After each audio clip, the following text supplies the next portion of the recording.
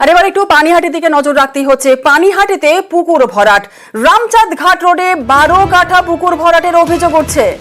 কি কেন 12 কাঠা পুকুরের ভরাটের যে অভিযোগ উঠছে, কার বিরুদ্ধে এই অভিযোগ উঠছে, সেই বিষয় নিয়ে আমরা কথা বলবো। পানিহাটিতে যে ছবি আমরা দেখাচ্ছি, পুকুর ভরাটের অভিযোগ উঠছে। এলাকার বাসিন্দারা যারা রয়েছেন, স্থানীয় বাসিন্দারা যারা রয়েছেন, তারা কি অভিযোগ তুলছেন শোনাবো একবার। জানানো হয়েছিল, মোটামুটি সবাই জানে, কিন্তু জেনেও সবাই নিশ্চুপ থাকছে। এলাকার লোক সবাই জানে, জেনেও নিশ্চুপ থাকছে। মানে কোনো অজ্ঞাত কারণে ভয়ে বা কিছু, আমি জানি যেরকম যা পুকুরটা ছিল সেরকম অবস্থায় পুনরায় ফিরে পাক। এটা 12 কাঠার উপরে পুকুরটা ছিল। কথা বলবো, আমাদের সঙ্গে রয়েছেন আমাদের প্রতিনিধি সুবীর। সরাসরি চলে যাব সুবীরের কাছে। সুবীর, স্থানীয় বাসিন্দারা পুকুর ভরাটের অভিযোগ তুলছেন, কার বিরুদ্ধে এই পুকুর ভরাটের অভিযোগ উঠছে, স্থানীয় প্রশাসন কি বলছে?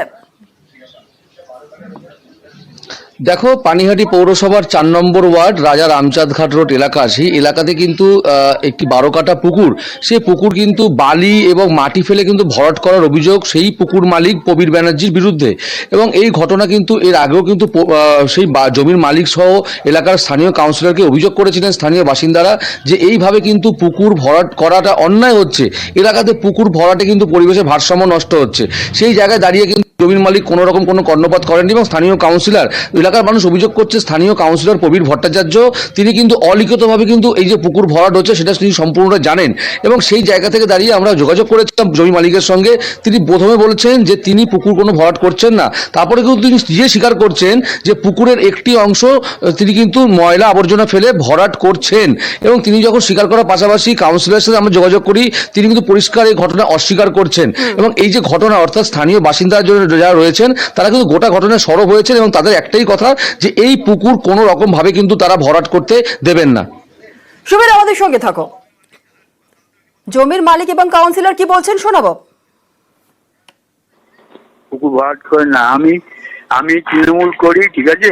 আমার নেত্রী তৃণমূল, আমার নেত্রী মমতা ব্যানার্জি আমাদের ইনস্টিটিউশনে আছে, কোনো পুকুর ভরাটের বিরুদ্ধে আমরা লড়ি, ঠিক আছে। আমার 10 কাঠা পুকুর 10 কাঠাই আছে, ওটা কমিশনার ঘিরে দিয়েছে পার করে। যেই করুক, সে হয়তো হিংসা বলতেছে বা পেশিয়ে লাগার যেটা করেছে, আপনি এসে দেখে যাবেন, ঠিক আছে। বলছি জলা জায়গা কি ভরাট করা যায়? জলা জায়গা ভরাট করার তো ব্যাপার নেই। আর 10 কাঠা রেখে দিয়েছি, ঘাটপাট করে দিয়েছে, ঘিরে দিয়েছে, বাঁধিয়ে দিয়েছে 10 কাঠা রেখে। বা সাইড গুলো যেটা আছে ওইটা একটু ময়লা ফেলে ভরাট করে। 100 বছরের পুরনো সম্পত্তি ওদের, 300 বছরের বাড়ি ওদের। প্রবীর ব্যানার্জিদের 300 বছরের বাড়ি, ওটা ওদের বাগান। বাগানের মধ্যে পুকুর আছে 5 কাঠা। সেই পুকুর ওরা বাঁধিয়ে ঘাট বাঁধিয়ে ওখানে একজন লোক থাকে, তাদের কেয়ারটেকার, তার থাকার জায়গা আছে। বাকি ওদের ওই জমির চারিদিকে ডোবা আছে, সেই ডোবাগুলো ডিমার্কেশন দিয়ে তারা তাদের জমি বিক্রি করছে। আমার এখানে কোনো বক্তব্য নেই, একদম টোটালটা বৈধ, আপনারা গিয়ে দেখে নিন। পুকুরের কোনো পোর্শন কোথাও ভরাট করা হয়নি। জমির মালিক এবং কাউন্সিলরের বক্তব্য আমরা শুনলাম। আবারও চলে যাব, আমাদের প্রতিনিধি সুবীর আমাদের সঙ্গে রয়েছে। সুবীর, জমির মালিক তিনি বলছেন যে 10 কাঠা জমি, আর কাউন্সিলর তিনি বলছেন 5 কাঠা জমি, অর্থাৎ একটা বিস্তর ফারাক থেকে যাচ্ছে, তাই তো? দেখো, একদমই কিন্তু ফারাক থেকে যাচ্ছে। এবং যখন এলাকার স্থানীয় বাসিন্দারা কিন্তু সরাসরি বলছেন যে 12 কাঠা পুকুর জলাশয় কিন্তু ভরাট করা হচ্ছে। এবং কাউন্সিলর বলছেন যে এই জমি 100 বছরের পুরনো সম্পত্তি, এই প্রবীর ব্যানার্জি বলে যিনি জমির মালিক রয়েছেন তার। এবং সেই জায়গা থেকে তিনি বলছেন, কাউন্সিলর বলছেন যে পুকুরের পাড় বাঁধানোর কাজ হচ্ছে, পুকুরের পাড় বাঁধানো হচ্ছে। আবার আরেক দিকে জমির মালিক বলছেন আমাদেরকে যে পুকুরের যে অংশ রয়েছে সেই কিছুটা অংশ কিন্তু আবর্জনা ফেলে ভরাট করা হচ্ছে। তো এই জায়গা থেকে কিন্তু একটা বিস্তর ফারাক রয়েছে দুজনের মধ্যে। এবং স্থানীয় বাসিন্দারা কিন্তু বলছেন যে কিন্তু এই বিষয়ে তারা অভিযোগ করতে অনেকে পারছেন না, ভয় পাচ্ছেন, অনেকে ভয়ে কিন্তু মুখ খুলতে চাইছেন না। কারণ প্রভাবশালী যারা রয়েছেন তাদের একটা ভয় রয়েছে, তার পরবর্তী সময় কিছু একটা তারা করতে পারেন, এই ভয়ে কিন্তু অনেকে মুখ খুলতে চাইছেন না। কিন্তু গোটা ঘটনায় পুকুর ভরাট করা যাবে না, এমনটাই কিন্তু পরিষ্কারভাবে কিন্তু জানিয়ে দিয়েছেন স্থানীয় বাসিন্দারা। বেশ, ধন্যবাদ সুবীর। আর কোচবিহারে ফের একটি গ্রাম পঞ্চায়েত দখল করলো তৃণমূল কংগ্রেস। এবারে তুফানগঞ্জ 1 নম্বর ব্লকের অন্দরান ফুলবাড়ি 1 নম্বর পঞ্চায়েতে ফুল বদল। আমাদের সঙ্গে শুভঙ্কর রয়েছে, আরো বিস্তারিত বলবে। শুভঙ্কর, কোচবিহারে তাহলে ফের আরো একটি গ্রাম পঞ্চায়েত দখল করলো তৃণমূল কংগ্রেস। হ্যাঁ দেখো, গত লোকসভা নির্বাচনের পর থেকেই আমরা দেখছি যে কোচবিহারে যে বিজেপির দখলে যে গ্রাম পঞ্চায়েতগুলি ছিল সেই গ্রাম পঞ্চায়েতগুলোতে ফুল বদল হচ্ছে, অর্থাৎ বিজেপি থেকে ঝাঁকে ঝাঁকে পঞ্চায়েত সদস্য প্রধানরা তৃণমূলে যোগ দিচ্ছে। এবং গতকাল রাতে নতুন সংযোজন যেটা হয়েছে, তুফানগঞ্জ 1 ব্লকের অন্দরাল ফুলবাড়ি এক গ্রাম পঞ্চায়েত, এই ফুলবাড়ি গ্রাম পঞ্চায়েতের 4 জন পঞ্চায়েত সদস্য তৃণমূলে যোগ দেয়। এর ফলে 12 আসনের যে গ্রাম পঞ্চায়েত আছে তাতে তৃণমূলের আসন সংখ্যা গিয়ে দাঁড়ায় 7 এবং বিজেপির 5। ফলে বলাই যায় যে ওই গ্রাম পঞ্চায়েতের দখল নিল তৃণমূল। খুব শীঘ্রই ওই গ্রাম পঞ্চায়েতের যারা পঞ্চায়েত সদস্য আছে তারা অফিসে যাবেন এবং উন্নয়নমূলক কাজকর্ম শুরু করবেন।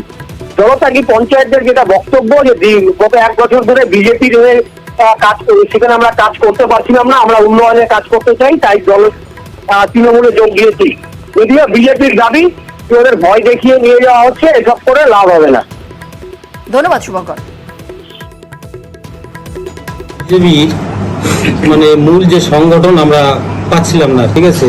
এদিকে যে আমরা যে আমাদের এলাকায় যে নির্বাচিত পঞ্চায়েত আমি তারা ভোট দিয়েছে নিশ্চয় কিছু আশা পাওয়ার জন্য, চাওয়া পাওয়ার জন্য, সেটুকু আমরা করতে পারি নাই।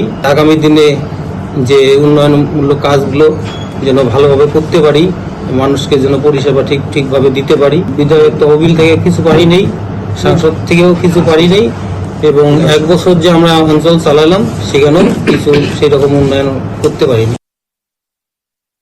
আরো 3 জন গ্রাম পঞ্চায়েত সদস্য এবং তাদের একজনের প্রতিনিধি এসছেন, দীপালি পাল, তিনি নিজে সরাসরি উপস্থিত হতে পারেননি, তার স্বামী ষষ্ঠী পাল এসছেন। নমিতা দাস, রামপ্রসাদ বর্মন এবং অজিত বর্মন এই গ্রাম পঞ্চায়েত মেম্বাররা তারা তৃণমূল কংগ্রেসে যোগদান করলেন।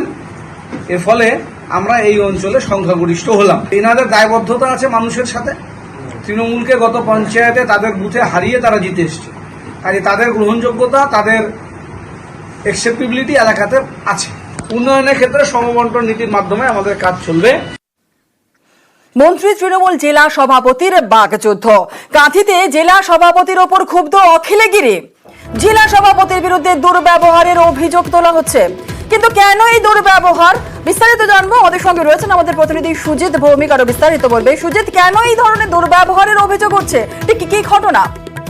ভোটের আগে থেকে, অর্থাৎ লোকসভা ভোটের আগে থেকে এই ধরনের অভিযোগ কিন্তু করে আসছিলেন অখিলগিরি, এবং যেটা দেখা গেল 21শে জুলাইয়ের যে সভার প্রস্তুতি, সেই প্রস্তুতি যেখানে কাঁথিতে হলো সেখানে জেলা সভাপতি ডাক দিয়েছিলেন, কিন্তু তৃণমূল জেলা সভাপতি ডাকলে কি হবে, সেখানে মন্ত্রী অখিলগিরি, রামনগরের বিধায়ক, তৃণমূল বিধায়ক, তিনি যাননি। শুধু যাননি নয়, তিনি অভিযোগ করছেন যে ব্যবহার, আচার কিংবা তাকে টাকা সবটাতেই পীযূষ পণ্ডা অর্থাৎ জেলা সভাপতি ঠিকঠাক ব্যবহার করছেন না, এবং তার আচরণ নিয়ে প্রশ্ন তুলেছেন, তার বিরুদ্ধে ক্ষোভও জানিয়েছেন। যদিও পীযূষ পণ্ডা বিষয়টি নিয়ে কিন্তু জানাচ্ছেন যে তিনি ব্যবহার কখনো খারাপ করেননি এবং পাল্টা তিনি জবাব দিয়েছেন। গোটা বিষয়টি কাঁথিতে যে 21শে জুলাইয়ের প্রস্তুতির সভা ছিল, সেই সভাকে ঘিরে তৃণমূলের যে কোন্দল, যেখানে কিনা দুটো বিবদমান গোষ্ঠী রয়েছে, অখিলগিরি গোষ্ঠী, অন্যদিকে রয়েছে পীযূষ পণ্ডা, উত্তম বারিক গোষ্ঠী, তাদের যে মতবিরোধ, সেই গোষ্ঠী কোন্দল আবারও প্রকাশ্যে চলে এলো। অর্থাৎ কিনা 21শে প্রস্তুতি সভাও টাকা দিতে পারলো না। কাঁথিতে তৃণমূলের গোষ্ঠী কোন্দলের যে একটা ভেতরের যে লড়াই, সেই লড়াইতে। বেশ, ধন্যবাদ সুজিত। না, আমাদের অনেক আগে থেকেই রামনগরের প্রস্তুতি মিটিং ডাকা ছিল, তারপরেই জেলা ডেকেছে। আমরা আমন্ত্রণ চেয়েছি, মানে ওই হোয়াটসঅ্যাপ গ্রুপের মাধ্যমে, তাতে আমার যেহেতু আমার এলাকায় ডাকা ছিল, আমি সেখানে চলে গেছি। লোকসভা নির্বাচনের রেজাল্টের পরে তার কোনো পলিটিক্যাল প্রোগ্রাম হয়নি, এই প্রথম 21শে জুলাই প্রস্তুতি মিটিং ডেকেছিল। আমি আমার এলাকায় প্রস্তুতি মিটিং করতে গেছিলাম, এটা আমার আগে থেকে ডাকা ছিল। উপরে আমি জানিয়েছি যে কোন মিটিং এ ডাকে, এর আগে 2টো মিটিং করেছিল, তাতে ডাকেনি। এই মিটিংটায় হোয়াটসঅ্যাপ গ্রুপে দিয়েছিল, সেজন্য ওর যে সমস্ত পদ্ধতি যেভাবে দল চালাচ্ছে সেগুলো সব জানিয়েছি। এতে দল আমার মনে হয় দুর্বল হবে, ও যে পদ্ধতিতে দল করছে, দল দুর্বল হবে। রাজ্যের কারামন্ত্রী তথা রামনগরের তৃণমূল বিধায়ককে আজকে দেখা গেল না, তাহলে কি প্রক্ষান্তরে গোষ্ঠীকন্দল বলে মনে করছে? তাদের একটা ইমার্জেন্সি মিটিং ছিল, তারা আগে থেকে ডেকে বলেছিলেন, আমাকে বলেছেন, আমরা প্রত্যেক জায়গায় আমন্ত্রণ জানিয়েছিলাম, তারা তাদের বিধানসভা ক্ষেত্রে মিটিংয়ে ব্যস্ত আছে। জেলা সংখ্যালঘু তৃণমূল সভাপতি তিনাকেও তাকেও আমন্ত্রণ জানানো হয়েছিল। তো কেন আসেননি তিনি জানবেন। দলের মধ্যে একটা তৃণমূল কংগ্রেসে কোনো আমরা ওরা নয়, মমতা বন্দ্যোপাধ্যায়ের দল, আমরা সকলে মমতা বন্দ্যোপাধ্যায়ের সঙ্গে।